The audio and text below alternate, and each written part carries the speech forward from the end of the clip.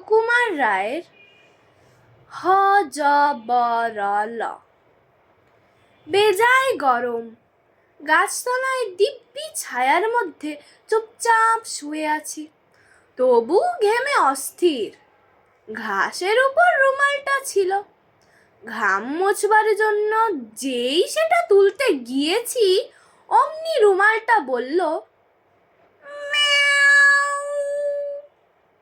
কি আপদ, রুমালটা ম্যাও করে কেন? চেয়ে দেখি রুমালটা তো আর রুমাল নেই, দিব্যি মোটা সোটা লাল টকটকে একটা বেড়াল গোঁফ ফুলিয়ে প্যাট প্যাট করে আমার দিকে তাকিয়ে আছে। আমি বললাম, কি মুশকিল, ছিল রুমাল, হয়ে গেল একটা বেড়াল। অমনি বেড়ালটা বলে উঠল, মুশকিল আবার কি, ছিল একটা ডিম, হয়ে গেল দিব্যি একটা প্যাকপ্যাকে হাঁস। এ তো হামেশাই হচ্ছে। আমি খানিক ভেবে বললাম, তাহলে এবার তোমায় কি বলে ডাকবো? তুমি তো সত্যিকারের বেড়াল নও, আসলে তুমি হচ্ছ রুমাল।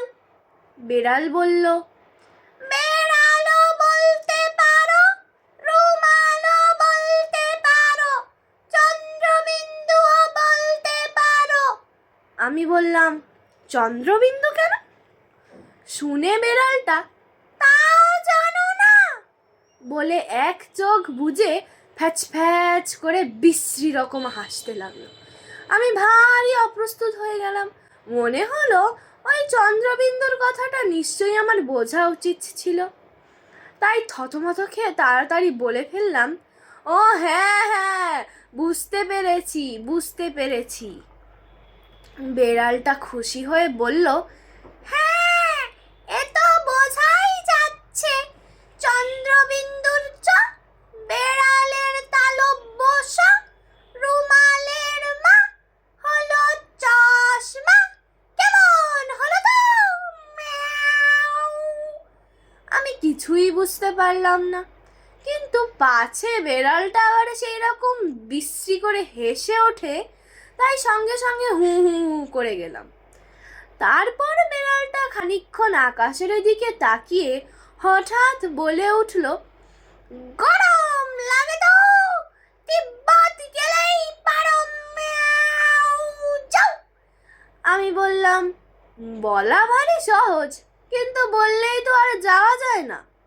বেড়াল বলল, কেন, সে আর মুশকিল কি, ম্যাও।